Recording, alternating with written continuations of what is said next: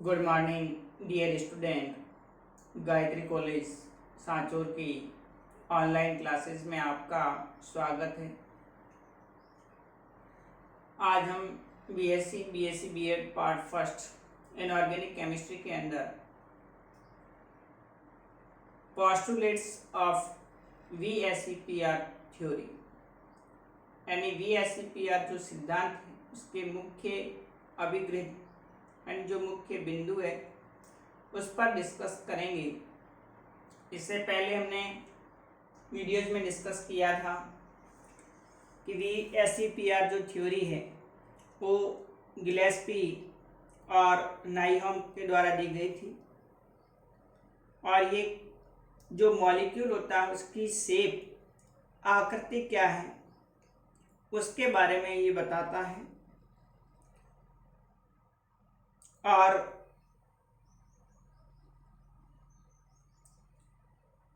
जो मॉलिक्यूल होते हैं उनकी ज्यामिति किस प्रकार से डिस्टर्ब होती है,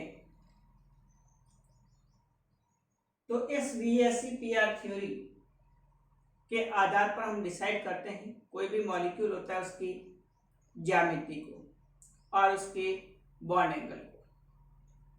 तो इसमें कुछ मुख्य बिंदु है। फर्स्ट है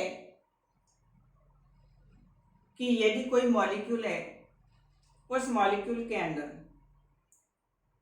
यदि सारे के सारे बॉन्ड पेयर यानी बंधी युग्म उपस्थित हो, लॉन पेयर नहीं है, एकांकी इलेक्ट्रॉन युग्म नहीं है, तो उस मॉलिक्यूल की जो ज्यामिति है वो रेगुलर रहती है, सममित रहती है। In the molecule, all the bonds pair are present, there are no lone pair, then molecule possesses a regular geometry. Means अगर किसी मॉलिक्यूल के अंदर टू लॉन पेयर है बॉन्ड पेयर है, देन मीन्स हाइब्रिडाइजेशन sp होगा और उसकी जो geometry regular linear one angle 180 का होगा। sp2 अगर किसी मॉलिक्यूल के अंदर 3 बॉन्ड पेयर है तो उसका हाइब्रिडाइजेशन sp2 और उसकी रेगुलर ज्यामिट्री ट्राइगोनल प्लेनर त्रिकोणीय समतलीय और बॉन्ड एंगल उसका 120 डिग्री का। तो ये फर्स्ट पोस्टुलेट है।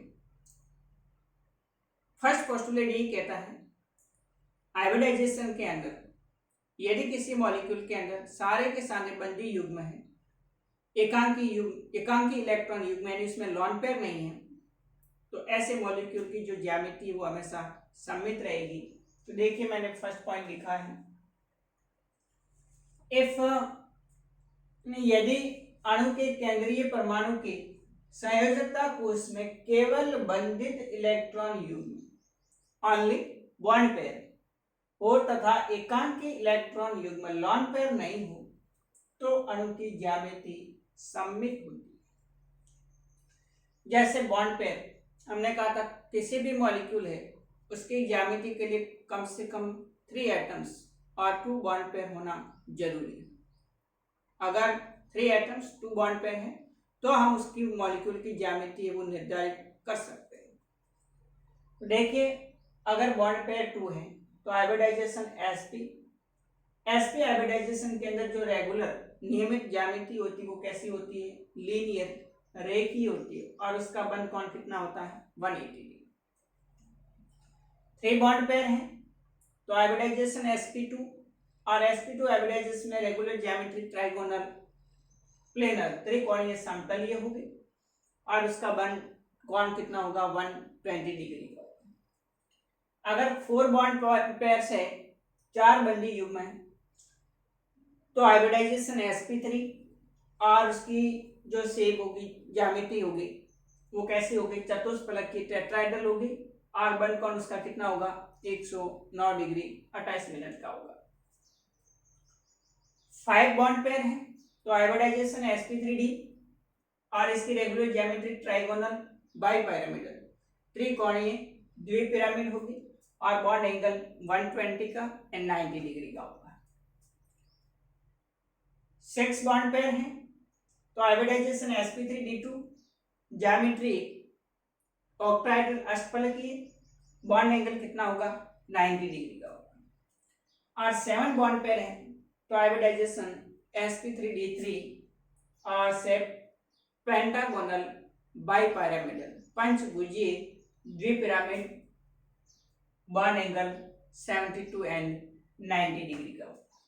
तो इस प्रकार से फर्स्ट पोस्टुलेट के अकॉर्डिंग अगर किसी भी मॉलिक्यूल के सारे के सारे बंधित इलेक्ट्रॉन युग्म हैं, एकांक इलेक्ट्रॉन युग्म नहीं है, तो ऐसे मॉलिक्यूल की जो ज्यामिति होती है वो हाइब्रिडाइजेशन के नियमित होती है, रेगुलर होती है, सममित होती है। तो यहाँ पर जैसे sp में विभाग की अपने ज्यामिति होगी वो इस प्रकार से लीनियर रेखीय होगी, बीच में सेंट्रल एटम होगा और इस प्रकार से इसके 2 बॉन्ड पेयर है। sp2 के अंदर बीच में सेंट्रल एटम होगा, 3 इसके अंदर इस तरह से बॉन्ड पेयर होंगे बंधी युग्म। sp3 के अंदर टेट्राहेड्रल में 4 इस तरह से बॉन्ड पेयर होंगे, चतुष्फलकीय संरचना बनेगी। ये 4 बॉन्ड पेयर आपस में जुड़ करके चतुष्फलकीय संरचना बनाएंगे। sp3d के अंदर ट्राइगोनल बाइपिरामिडल, तो ट्राइगोनल बाइपिरामिडल के अंदर बीच में सेंट्रल एटम होगा और उससे 3 बॉन्ड पेयर प्लेनर और 1 बॉन्ड पेयर ऊपर की तरफ और दूसरा बॉन्ड पेयर नीचे की तरफ होगा। इस प्रकार से इसकी ट्राइगोनल बाइपिरामिडल ज्यामिति बनेगी। ऑक्टाहेड्रल के अंदर बीच में सेंट्रल एटम रहेगा और उसके स्क्वायर के अंदर 4 बॉन्ड पेयर,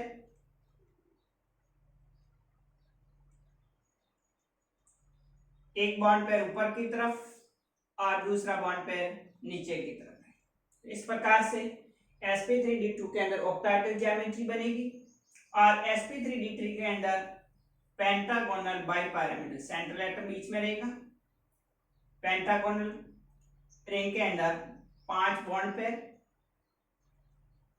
एक बॉन्ड पेयर इसके ऊपर की तरफ और दूसरा बॉन्ड पेयर इसके नीचे की तरफ। इस प्रकार से द्विपिरामिड बन जाएगी।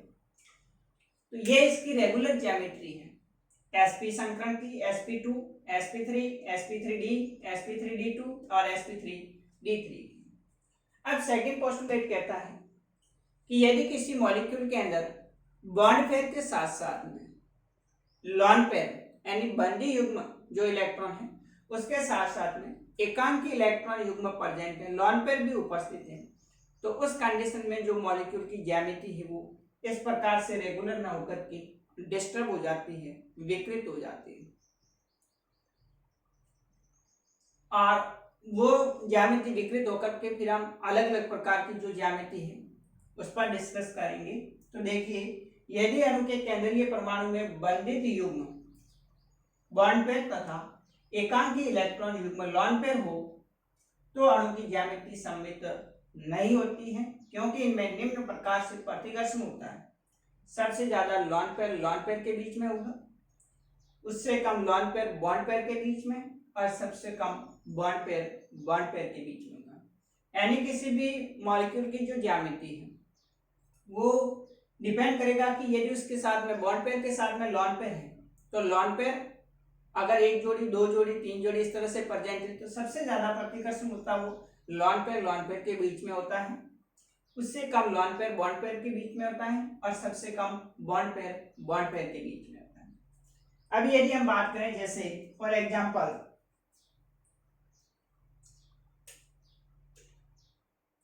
sp3 हाइब्रिडाइजेशन की, और sp3 हाइब्रिडाइजेशन के अंदर आप देख रहे हैं जो रेगुलर ज्योमेट्री होती है वो क्या होती है, टेट्राहेड्रल होती है, चतुष्फलकीय होती है।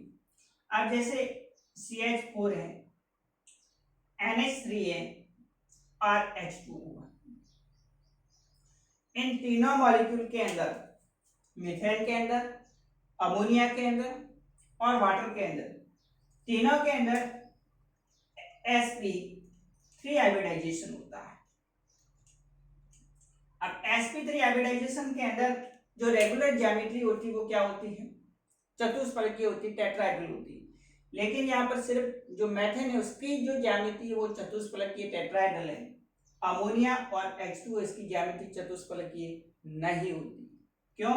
क्योंकि इनके अंदर बॉन्ड पेयर के साथ साथ में क्या है, लॉन पेयर उपस्थित होता है। अब जैसे मीथेन की बात करें तो मीथेन के अंदर सारे के सारे चारों के चार बॉन्ड पेयर है, इसलिए इसकी ज्यामिति है वो रेगुलर है, टेट्राहेड्रल है।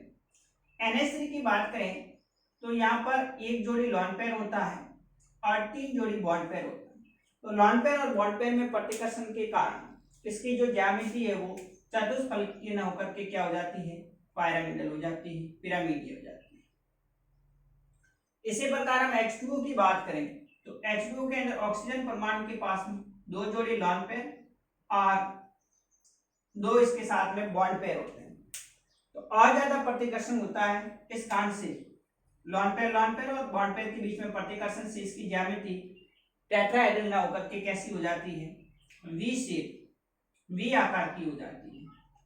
यही कहता है दूसरा पोस्टुलेट्स कि यदि किसी मॉलिक्यूल के अंदर बॉन्ड पेयर के साथ साथ में इस प्रकार से अगर लॉन पेयर आ जाए तो उनके बीच में प्रतिकर्षण के कारण उसकी जो ज्यामिति है वो क्या हो जाती है, अनियमित हो जाती है, इरेगुलर हो जाती है। इस प्रकार से आप देख रहे हैं मेथेन के अंदर वही चतुष्फलकीय ज्यामिति, क्योंकि इसके अंदर सारे के सारे बंदी युग्म है, सारे बॉन्ड पेयर है। जबकि अमोनिया के अंदर एक जोड़ी लॉन पेयर है और 3 बॉन्ड पेयर है। इसी प्रकार से वाटर के अंदर भी 2 जोड़ी लॉन पेयर है और 2 बॉन्ड पेयर है। तो इनमें प्रतिकर्षण के कारण इसकी जो ज्यामिति है वो चतुष्फलकीय न होकर अमोनिया की पिरामिडीय होती है और वाटर जो होता है H2 मॉलिक्यूल जो होता है इसकी ज्यामिति वी शेप की, वी आकार की होती है। तो अलग अलग sp जो हाइब्रिडाइजेशन है उसके अंदर कभी भी लॉन पेयर नहीं होते, क्योंकि कम से कम 2 बॉन्ड पेयर का होना जरूरी है, तभी 3 एटम्स मिलकर के 2 बॉन्ड पेयर के द्वारा ज्यामिति निर्धारित करते हैं। sp2 जो हाइब्रिडाइजेशन है, sp2 हाइब्रिडाइजेशन के अंदर अधिकतम एक जोड़ी लॉन पेयर आएगा, जिससे उसकी ज्यामिति क्या हो जाएगी, रेगुलर ट्राइगोनल प्लेनर न होकर के वी शेप की हो जाती है। sp3 के अंदर अधिकतम 2 जोड़ी लॉन पेयर आ सकते हैं, एक जोड़ी लॉन पेयर है तो ज्यामिति पिरामिडल, 2 जोड़ी लॉन पेयर तो इसकी ज्यामिति वी शेप की है। sp3d जो हाइब्रिडाइजेशन है उसके अंदर अधिकतम 3 जोड़ी लॉन पेयर आ सकते हैं, अगर वो भी हमेशा एक्सियल पोजीशन पर ना आकर के इक्वाटोरियल पोजीशन पर आएंगे, निरक्षीय स्थिति पर। अगर एक जोड़ी लॉन पेयर आता है तो हमेशा इस कंडीशन पर लगाएंगे और उसकी ज्यामिति क्या हो जाएगी, के शेप हो जाएगी, जिसको हम शीशा या ढेकुली कहा जाता है। और यदि 2 जोड़ी लॉन पेयर है तो 2 जोड़ी लॉन पेयर के कारण इस वाले जो इक्वाटोरियल पोजीशन के 2 बॉन्ड है ये 2 बॉन्ड हट जाएंगे और इसकी जगह 2 जोड़ी लॉन पेयर आ जाएंगे, तो इसकी जो ज्यामिति आप देख रहे हैं टी शेप की हो जाती है। और 3 जोड़ी लॉन पेयर आते हैं तो तीनों को हटा करके आप देखोगे तो इसकी ज्यामिति कैसी हो जाएगी, लीनियर, रेखीय हो जाएगी। तो sp3d हाइब्रिडाइजेशन के अंदर अधिकतम 3 जोड़ी लॉन पेयर आते हैं और तीनों में भी अलग अलग ज्यामिति, एक जोड़ी आएगा तो के शेप हो जाएगी, 2 जोड़ी आते हैं तो टी शेप हो जाएगी और 3 जोड़ी लॉन पेयर है तो इसकी ज्यामिति लीनियर, रेखीय हो जाती है। इसी प्रकार हम sp3d2 के अंदर बात करें तो इसमें अधिकतम 2 जोड़ी लॉन पेयर आएंगे, एक ऊपर आता है या फिर एक नीचे आता है, या 2 जोड़ी लॉन पेयर नहीं है। अगर दोनों नहीं है तो सिंपल इसकी ज्यामिति स्क्वायर प्लेनर होगी, समतलीय वर्गाकार होगी। अगर एक जोड़ी लॉन पेयर है तो स्क्वायर पिरामिडल हो जाएगी, एक पिरामिड ऊपर बन जाएगा और एक वर्ग बन जाएगा, तो वर्ग पिरामिडीय हो जाएगी। और sp3d3 के अंदर अधिकतम 2 जोड़ी लॉन पेयर आते हैं, एक जोड़ी लॉन पेयर है तो पेंटागोनल पिरामिडल और दोनों जोड़ी लॉन पेयर है तो सिंपल पेंटागोनल प्लेनर हो जाता है। तो इस प्रकार से अलग अलग जो नियमित हाइब्रिडाइजेशन की ज्यामिति होती है वो लॉन पेयर के कारण डिस्टर्ब होकर के अलग अलग प्रकार की ज्यामिति बनाएंगे। ये था इसका सेकंड पोस्टुलेट। अब एग्जाम में सवाल पूछा जाता है इसमें से कि NH3 है, इसकी ज्यामिति पिरामिडल होती है जबकि H2O इसकी ज्यामिति V शेप की होती है, जबकि दोनों में संकरण sp3 है। क्यों? तो इसमें आप लिखोगे कि according to VSEPR theory, second जो पोस्टुलेट्स उसके अकॉर्डिंग अगर किसी मॉलिक्यूल के अंदर बॉन्ड पेयर के साथ साथ में लॉन पेयर प्रेजेंट है तो बॉन्ड पेयर और लॉन पेयर या फिर लॉन पेयर के बीच में सबसे ज्यादा प्रतिकर्षण होता है और उस प्रतिकर्षण के कारण उसकी ज्यामिति है वो विकृत हो जाती है। इसलिए जो CH4 होता है उसकी ज्यामिति चतुष्फलकीय है, जबकि अमोनिया है उसकी ज्यामिति पिरामिड और H2 है उसकी ज्यामिति V आकार की होती है। अब हम नेक्स्ट बात करें इसके तीसरा जो पोस्टुलेट ये बताता है कि जो बॉन्ड एंगल होता है मॉलिक्यूल्स का वो भी उसकी ज्यामिति के साथ में डिस्टर्ब हो जाता है। जैसे यहाँ पर इसका जो बॉन्ड एंगल है मीथेन का वो रेगुलर ज्यामिति के अंदर 109 डिग्री 28 मिनट का होता है, जबकि अमोनिया के अंदर थोड़ा बंद कोण घट करके 107 डिग्री का और H2O के अंदर जो बंद कोण है वो 104 डिग्री का है। तो क्या होता है जैसे जैसे बॉन्ड पेयर बढ़ते जाते हैं लॉन पेयर बढ़ते जाते हैं तो लॉन पेयर बढ़ने के साथ में उस अणु का जो बंद कोण है वो क्या होता है घटता जाता है। यहाँ एक जोड़ी लॉन पेयर है तो बंद कोण 107 डिग्री, दो जोड़ी लॉन पेयर है और ज्यादा प्रतिकर्षण होगा तो इसके जो ऑक्सीजन हाइड्रोजन ऑक्सीजन पास पास में आ जाएंगे तो बंद कोण घट करके कितना हो जाएगा 104 डिग्री हो जाएगा। तो बॉन्ड लॉन पेयर बढ़ने के साथ साथ में बॉन्ड एंगल घटता है। इसके अलावा अगर सराउंडिंग एटम और सेंट्रल एटम है उस पर भी डिपेंड करता है कि सराउंडिंग अगर उससे जुड़े जो दूसरे परमाणु या सराउंडिंग जो एटम है सेम प्रकार के लेकिन सेंट्रल एटम डिपेंड है तो उसकी इलेक्ट्रॉन नेगेटिविटी है उस पर डिपेंड करेगा। तो नेक्स्ट हम अगले वीडियोज में इस सेकंड पोस्टुलेट के अंदर जो बॉन्ड पेयर के साथ साथ में लॉन पेयर आते हैं तो किस प्रकार से उसकी ज्यामिति डिस्टर्ब होकर के अलग अलग हो जाती है टेबल बनाऊंगा मैं, और उसके बाद में हम तीसरा पोस्टुलेट्स जो कि बॉन्ड एंगल से रिलेटेड है उसको डिस्कस करेंगे। आज के लिए इतना ही। Okay, thank you. आज मैंने दो ये पोस्टुलेट्स है इसके VSEPR थ्योरी की इसको एक्सप्लेन किया है। नेक्स्ट अगले जो पोस्टुलेट्स हैं उसको अगले वीडियोज में डिस्कस करेंगे। Okay, thank you.